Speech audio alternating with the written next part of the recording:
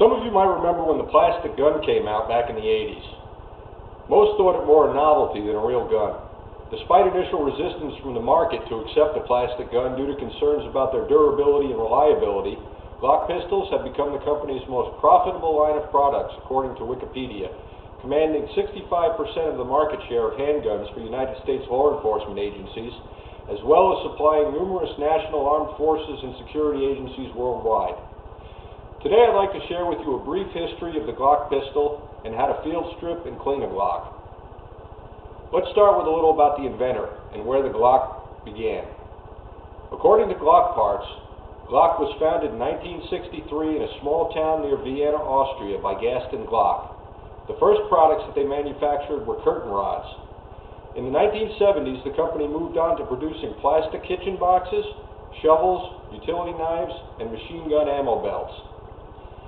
In 1980, after many years of producing these fine plastic products, Mr. Glock decided to move on and try to produce a gun. He had no experience with firearms design or manufacture, but he did have extensive experience in advanced synthetic polymers, knowledge which was instrumental in the company's design of the first successful line of pistols with a polymer frame. The first Glock gun was the 9mm Glock 17.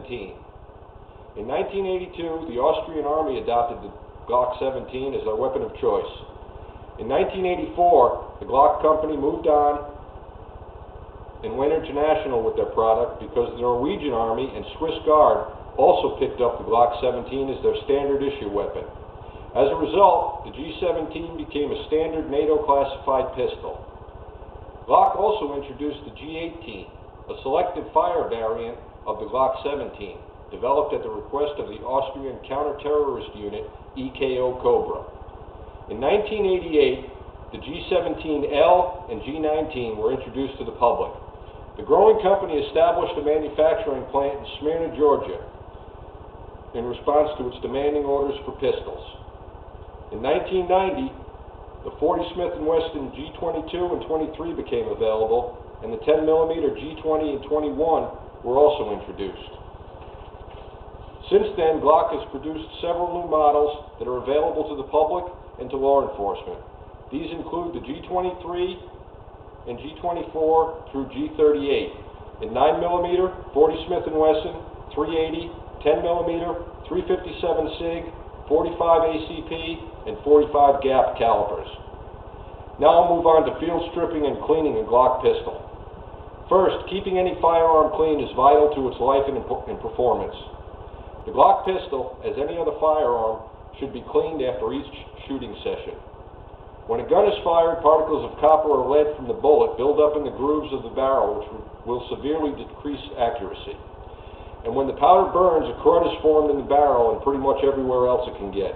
This can create fouling and cause jams.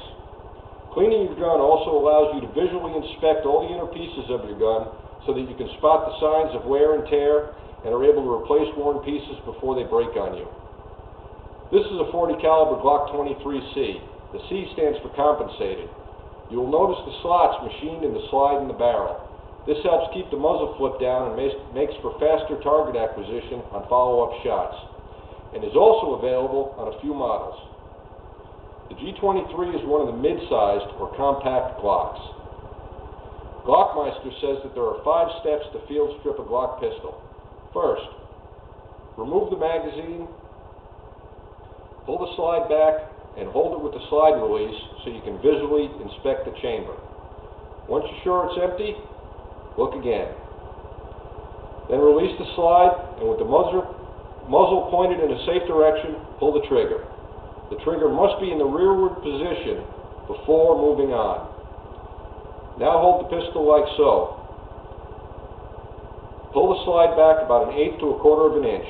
While holding the slide back, pull and hold down both sides of the slide lock simultaneously with your other hand and allow the slide to move forward until it's fully separated from the receiver.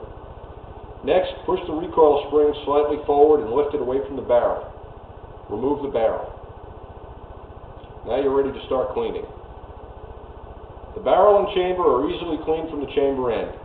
If you have a lot of material in the grooves, you'll need to use a bore brush and solvent. Unless you shoot lead bullets, this shouldn't be a frequent problem. Take a solvent-soaked patch and run it through the barrel a few times. Run your brush through a few times. Then run through as many dry patches as it takes for them to come out clean. I recommend pulling them through from the chamber to the muzzle, and wipe it down with a soft cloth.